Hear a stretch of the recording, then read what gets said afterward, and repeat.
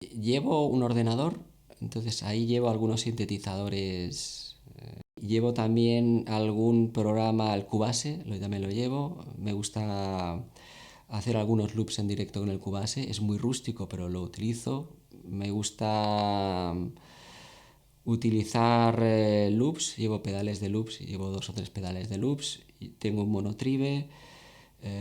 Tengo micros de contacto, me gusta generar ruido en el mismo concierto y poder cogerlo y poder lupearlos y poderle aplicarle diferentes efectos.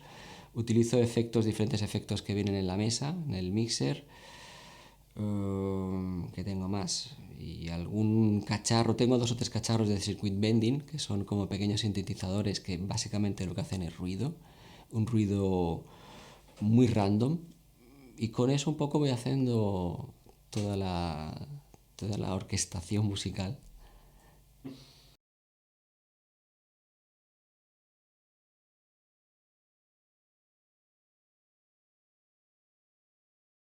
Mira, te lo explico con una anécdota de cuando tocaba rock en los 90. Cuando tocaba rock en los 90, adquirimos a un precio desorbitado un sampler. Entonces en esa época el sampler era como: "Oh, tenemos un sampler en la banda, bien". El problema era que el sampler es un instrumento, por así decirlo, ciego, mudo, es un instrumento blanco. Entonces, el verdadero problema que tuvimos en la banda es dotar de carácter al sampler. El sampler, claro, eso viene con el tiempo.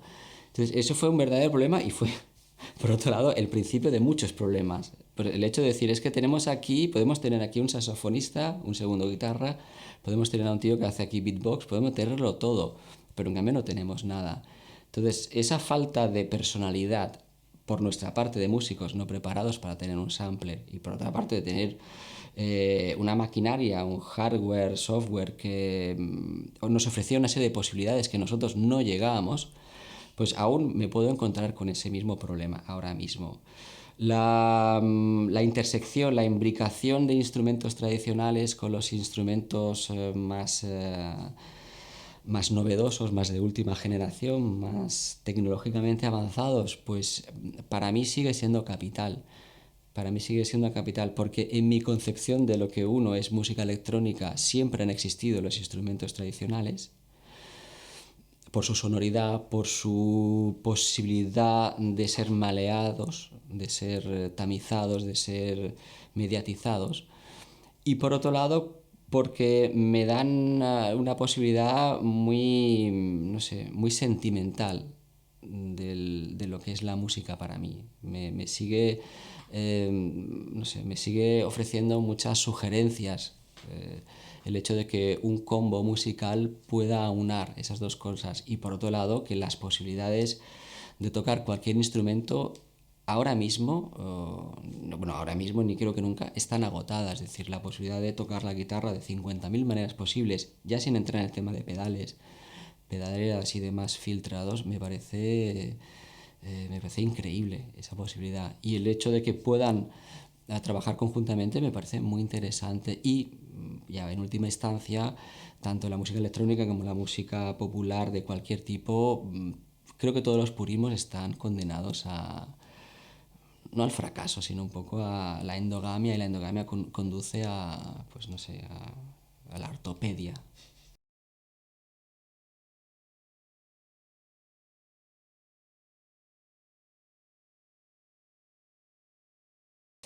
Sí, lo visual en los últimos años, yo lo que he notado por lo que he visto, tanto lo que he visto en directo como lo he podido ver a través de la red, es que lo visual ha sido una mera sustitución del aparataje de luces tradicional.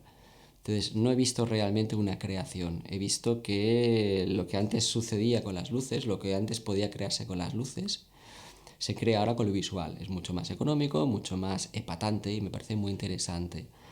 Sigue sin interesarme esa función de inmersión del aparataje visual, de esas creaciones visuales puramente geométricas, con esa intención de, bueno, de ir a la par un poco en la música y de conferir, pues, no sé, un discurso muy homogéneo, un discurso muy muy bien sincronizado, pero narrativamente muy vacío. Entonces, a mí, como me sigue pareciendo muy interesante a nivel fílmico, y estoy hablando ahora de cine, todas las experiencias de experimentación justamente visual, de experimentación puramente con el celuloide y después ya posteriormente con el videoarte, me parece que esos vasos comunicantes que aún creo que tiene mucho que enseñar ese cine experimental, ese videoarte, en las artes visuales, aún creo que se tienen que volcar muchas más experiencias, muchos hallazgos, lugares que son un poco comunes dentro de la experimentación, pero fílmica de celuloide, de los años 50, 60, 70, incluso de principio de siglo, creo que es interesante cuando se mezcla con lo electrónico, o con lo experimental, o con lo ruidista. Me parece que hay una buena intersección, que no es nueva, que evidentemente se ha hecho siempre, y me parece que hay un buen terreno para explorar. Lo visual tiene una narrativa muy concreta, está explicando unas cosas, lo experimental, lo musical tiene otras, y creo que hay unos meandros en los cuales hay no sé, espacios, recovecos en los cuales un público ciertamente atento, activo, con interés, puede encontrar.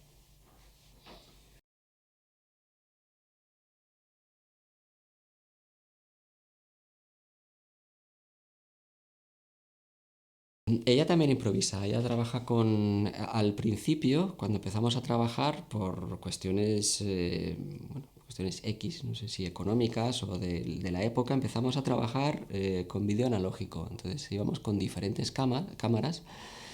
Yo tenía un mixer analógico, entonces iba filtrando y mezclando las cámaras en directo, como si fuera una realización. El vídeo, Hi8, Super VHC, ya tenía una textura muy concreta y nos situaba pues eso, en la época del 70, 80, muy de videoarte, y nos daba pues una narrativa muy de directo, porque eran realizaciones en directo, ciertamente con mucha abstracción, y eso fue nuestro principio, que era la época esa que yo comentaba que yo trabajaba con lo que tenía. Si tenía una guitarra, con una guitarra; si tenía un micro de contacto, pues micro de contacto, y con eso íbamos creciendo, íbamos encontrando esas intersecciones. Ahora ya trabaja ahora con el ordenador, con el Resolume, y entonces hay una preparación previa de los vídeos, de los cortes que va a poner. Nunca tenemos un orden muy claro. Y durante la tarde anterior o el día anterior charlamos un poco de quizá la motivación, de un poco el halo de lo que nos gustaría.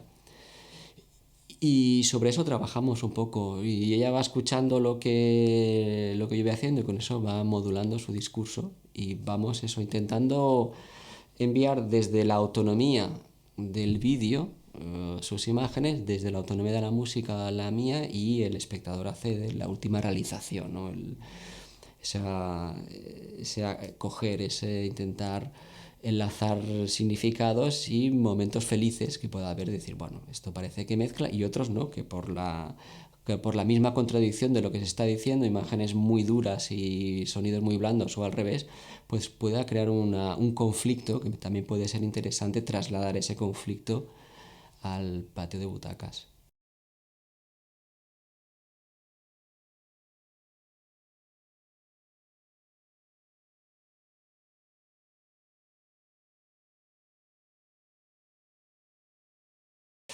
Pues en el caso del Kunben, yo he estado siempre organizando conciertos desde hace muchísimos años. He estado siempre vinculado a coordinadoras, plataformas pues eso, de promoción, de montar conciertos, de contacto entre artistas, entre grupos musicales, entre videoartistas. Y a partir del 2010, 2011, no recuerdo bien, comenzó a colaborar en el convento dentro de una sección que era la sección de música experimental, la sección de experimentación visual también, para teatro, de performance, bueno, un poco del cajón desastre de lo extraño, de lo extraordinario, mejor dicho. Después el Cumben crece, es un proyecto que va creciendo, me involucro más, empiezo a vivir en el convento y me encargo de programación, aparte de 50.000 tareas propias de cualquier edificio antiguo que se tiene que mantener. Eso fue durante el último año y medio, 2 años pues El año pasado yo lo dejé en diciembre. Y en ese tiempo, pues lo que intenté, mi contribución al Kunben, al proyecto de Kunben, fue situar Kunben en una red de centros artísticos de nivel, normalizar ciertas situaciones respecto a la música experimental, de decir una programación estable, normalizar la programación a nivel cinematográfico con una programación estable de unos buenos ciclos de música. Eh, También me encargaba de la parte técnica del Kunben, todos los grupos que podían pasar por ahí, echarles un cable, nunca mejor dicho, en ese nivel, y organizar periódicamente una serie de eventos de mayor magnitud, o por lo menos coordinarlos o ayudar al resto del equipo a hacerlo, desde un festival de noise, un festival de videoarte, etcétera, etcétera. Entonces mi faceta pues era un poco diferentes facetas dentro de un proyecto más grande. Y eso lo dejé en diciembre del año pasado, de diciembre del 2015. Las motivaciones para dejarlo pues eran que yo personalmente dejo de creer en el proyecto. Entonces yo por lo que había trabajado, el proyecto muta, el proyecto se convierte en otra cosa, muy loable, pero yo ya no me sentía identificado con ese tipo de ideas, con esas, no sé, esas derivas o esas otras líneas maestras que se estaban dibujando.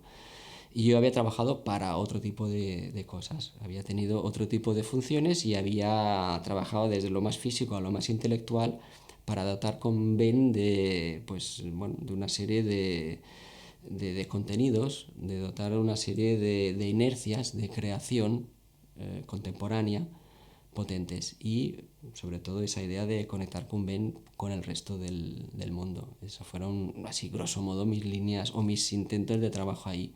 Y en diciembre del 2015 pues dejo de creer en el proyecto y es cuando ya lo abandono.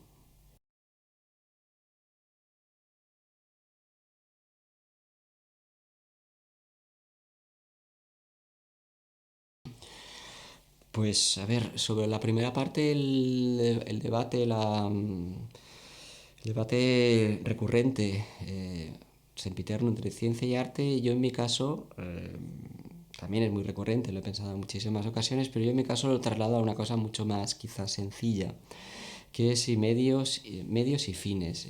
Para mí la tecnología no deja de ser un medio. Y en muchas ocasiones me he encontrado en músicos, cuando digo músicos también pueden ser videoartistas o de cualquier disciplina, en los que la tecnología se ha convertido en un fin. Entonces entran en una especie de pozo negro, de bucle, tampoco nunca mejor dicho. Y ahí he encontrado, pues, he encontrado que ellos no sé, se han quedado en un cierto regusto de placer de eso, de encontrar esa producción perfecta, esa última golosina tecnológica. Yo en mi caso, ya digo, soy mucho más rústico, más rudimentario en mi aproximación a la tecnología, evidentemente inevitable, pero siempre la tomo primero con un poco de recelo, debido a esa rusticidad, pero por otro lado la tomo siempre como un medio, siempre tengo muy claro que es un vehículo que me lleva a otra cosa. Es decir, nunca me lo voy a encontrar o nunca voy a intentar trabajar cualquier tipo de aparato tecnológico y que el aparato tecnológico al final se convierta en mi finalidad. Entonces, ese aparato tecnológico yo a lo poco que empiezo a tocarlo, a manipularlo de manera siempre muy intuitiva, ya encuentro las posibilidades y ya empieza a gustarme. Es decir, no tengo que esperarme a un nivel superior para empezar a degustar lo que tiene que ofrecerme.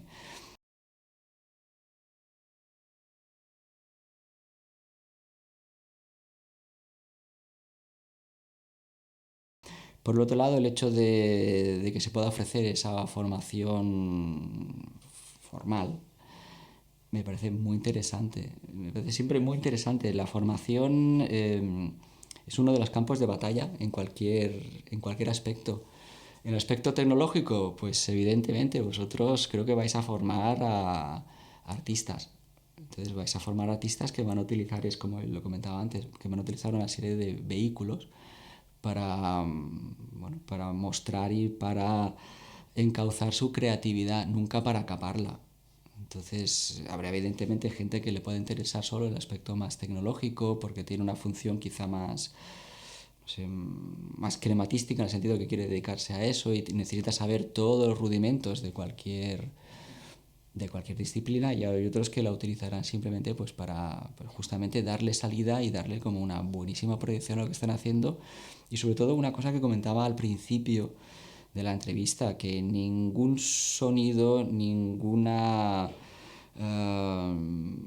nada en tu cabeza, creativamente hablando, se quede en tu cabeza, sino que por lo menos tenga la posibilidad y que encuentres la forma para poder dotar a ese contenido, pues eso, de visibilidad artística, creativa.